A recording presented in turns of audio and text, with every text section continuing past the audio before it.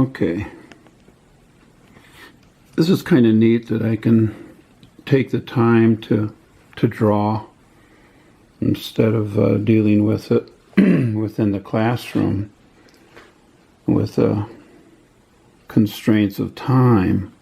I want to talk about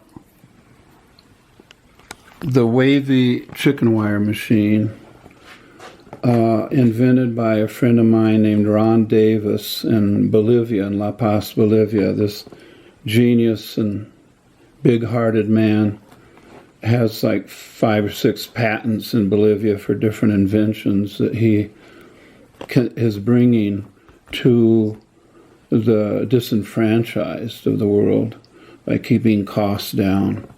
And he found a way by building a machine which is replicable in machine shops around the world to be able to corrugate chicken wire, making it possible to have say a water tank that's only 1 inch thick, super strong, because it's saturated with triangulated metal. Chicken wire is available everywhere. That's why Ron used it. Ron Davis, check him out. I think his most popular site is called watermotor.net. All one word, watermotor, and then .net. His name, again, is Ron Davis, and his organization in Bolivia, I believe, is called Campo Nuevo, like the new field. There you go, Campo Nuevo, but capital F. What a genius, and I salute him now and thank him because I feel free to share this with you. His machine works with 2 rollers. I think, yeah, here's a drawing. I don't know if you can tell, but if you turn the upper roller with that handle, it'll grab the chicken wire where you're feeding it in this side, and by turning that one roller, which has angle iron running the whole way, 3 feet across, then the chicken wire will come out corrugated, and you can adjust this machine that Ron invented by unlocking one of the rollers and moving it in or out away from the other, and that way you can have deeper angle iron V's or shallow ones for, say, stuccoing a house. What we use it for in El Salvador with that community that I mentioned in another video, Colima, we could build a mound of tierra, of earth, and put wavy chicken wire over the mound, leaving an opening for the toilet area. This is a movable, it's light, moveable, I put there. The movable shallow pit latrine, hoyo pacho. I'm not sure I spelled that right. Maybe it's spelled like that. Hoyo pacho. No contamina el agua. It does not contaminate water. The number one solution for infant mortality in the world. And we need to share it. And that's what I'm hoping you, who may be now feeling that pull of creativity, which is what true education is about, right? I hope. But you would not believe this is like so beginning of what I have to share. Let me just say, it's not an ego thing. I mean, I was invited to work in 20 different countries, different organizations and everything. After co-founding with my wife the San Luis Valley Solar Energy Association, and ranchers and hippies and everything during the 70s energy crisis put together a movement which was known, it was indicated by New Shelter magazine as the most solar place in America. Greenhouses, food dryers, water heaters, subfloor air systems with radiant floor release. Wow, I could go on and on what those people shared and invented, and the workshops were always like 20, 25 people coming to work together, kind of a barn raising feel, that we're all working together to deal with this dependence on fossil fuels. That because of that experience and what I learned, I was then invited to work abroad. And it was interesting because I had to kind of, I don't know, you decide if this was ethical or not. I was expected to teach what I learned in the San Luis Valley of Colorado, where we founded the San Luis Valley Solar Energy Association.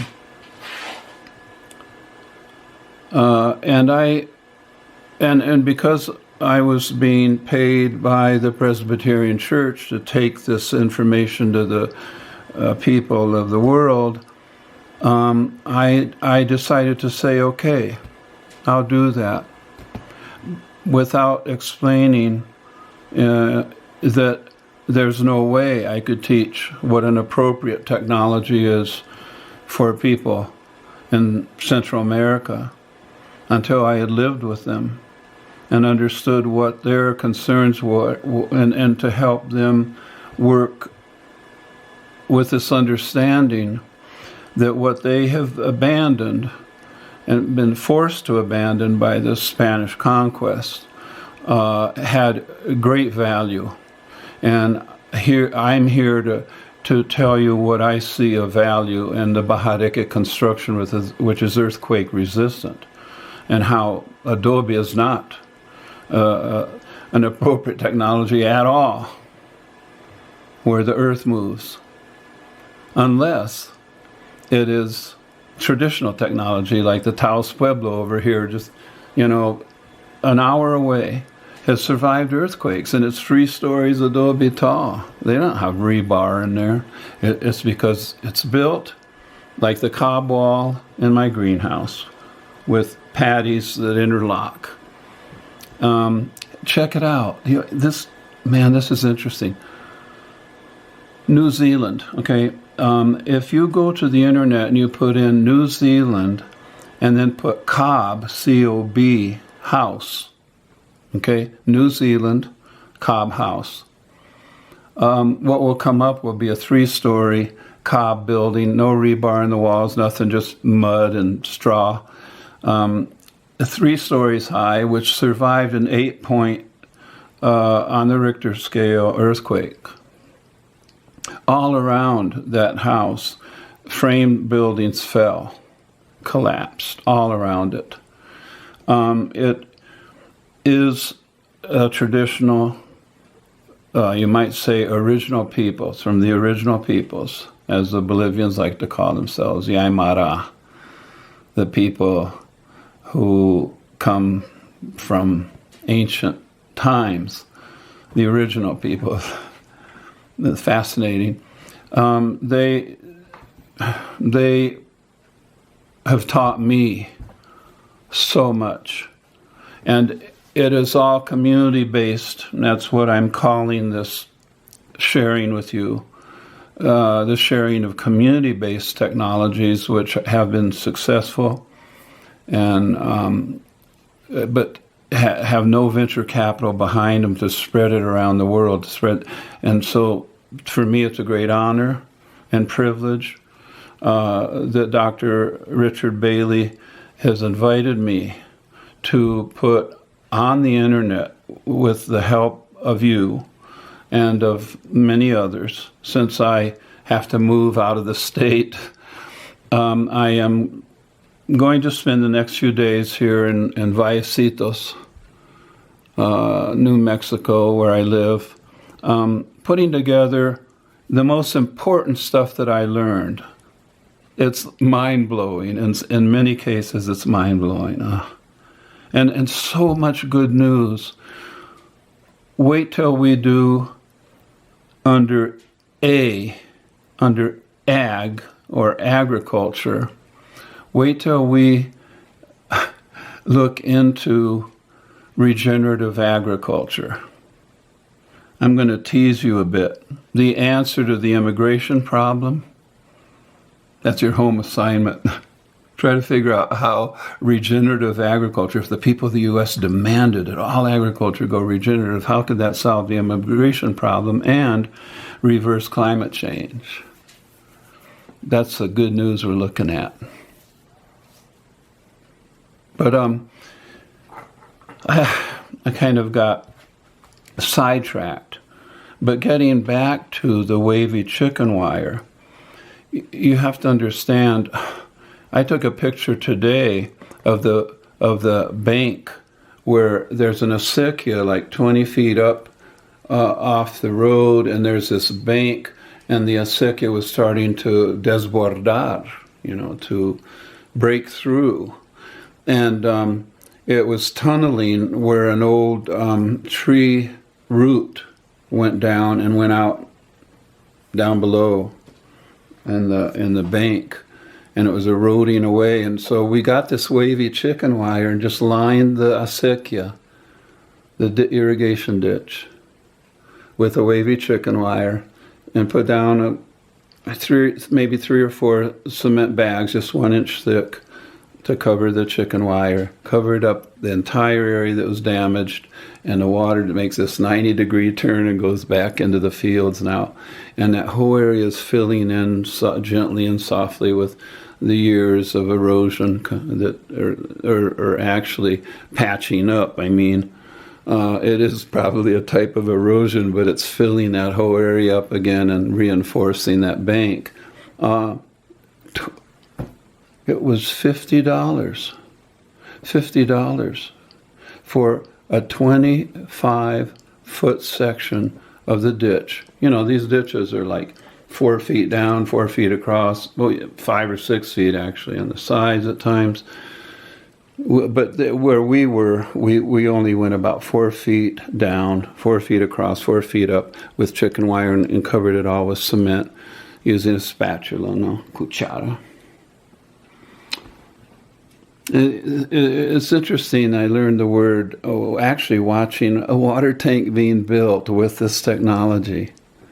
And when the men were down inside the tank, which was underground, I saw them slapping the cement into the wavy chicken wire. And I said, ¿Qué están haciendo, pues? No, es que estamos castigando. Estamos castigando el alambre, no? They were punishing the wire. And they said that's the best way to get that cement into the corrugations, to get it filled in really nicely so that when you press in with your cuchara, you are smoothing it way down deep into a triangulated, super strong, 1 inch thick cement wall. But let's go back to the latrine, the shallow movable pit latrine. This is really just sort of the simplest kind. It's possible to have, a structure, sort of like the old-time latrine, over it, like a bench, or even the toilet seat itself could go on here. A ver, sería posible, ¿no?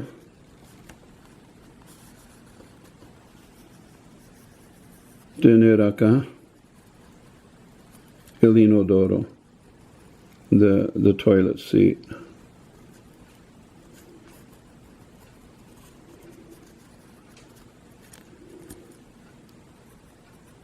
Tendría que haber algún tipo de apoyo acá, porque tanque de agua no va a haber. Ay, Dios mío. ¿Por qué no redondeé? Why didn't I make this round? Who knows? Okay, so there's the toilet seat. That's a possibility. Oh, and in India, in India, they have this type of latrine opening,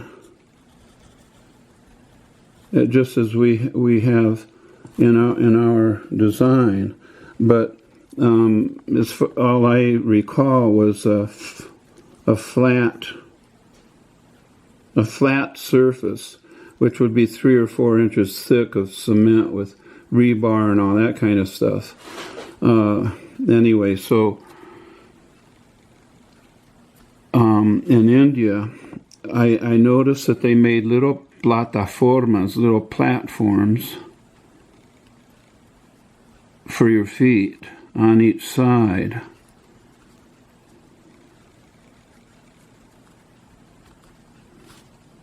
To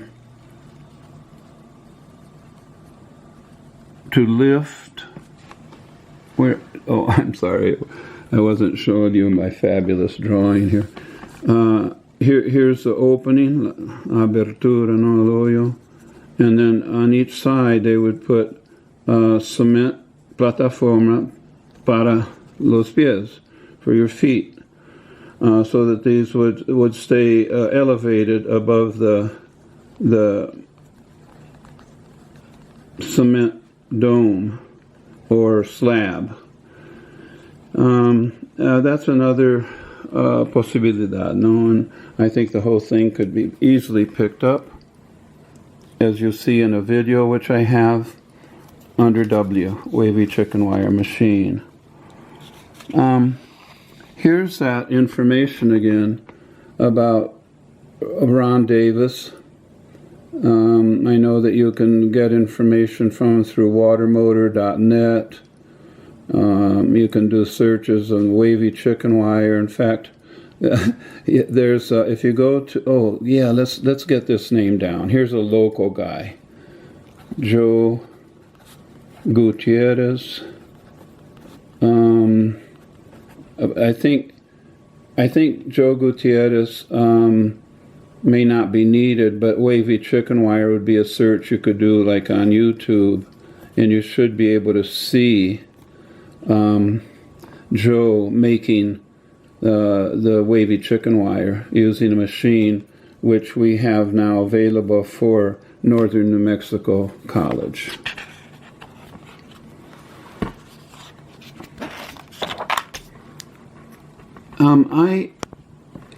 I know that the machine could be on the expensive side, especially for like a domestic project out in the middle of nowhere, but in a community it would make a lot of sense if people could get together to have one made and just share it. I think it'd be a great business actually making these machines and selling them around the world, but I'm thinking that in the meantime we take chicken wire, alambre de gallinera, and we have a roll of it that goes and is pulled. No, I should put here.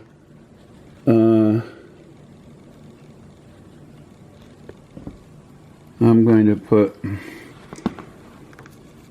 I can't multitask very well. Okay, so pulled. Let's see. That would be empujar. Yeah, I can't. I'm forgetting in Spanish. But I'm going to put pulled.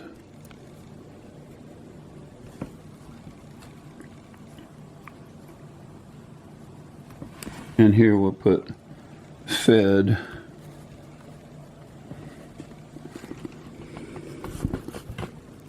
In this direction.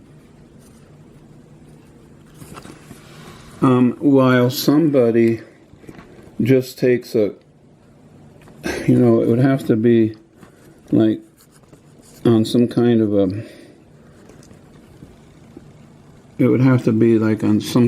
a hinged metal plate or something.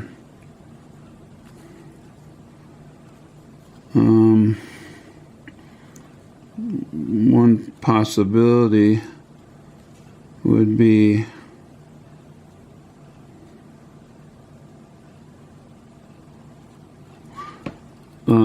just rounding that off.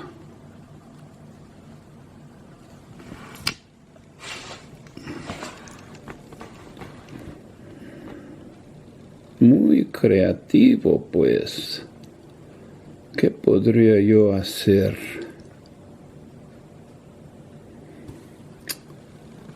Bueno, meter el cuello aquí.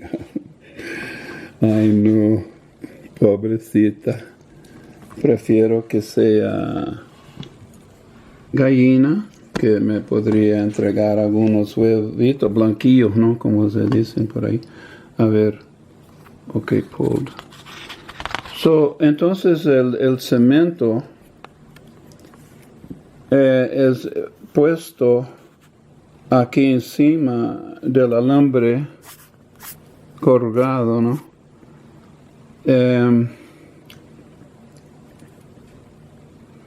Y puede ser de una dimensión solamente de 1 pulgada, por ahí. Ahora, se puede cambiar la dimensión, ¿no? De las ondas, los valles y montañas, y se puede variar eso. Pero para un tanque de agua, por ejemplo, como este tanque que se ve bien siendo construido bajo tierra, ¿no? En un hoyo grande.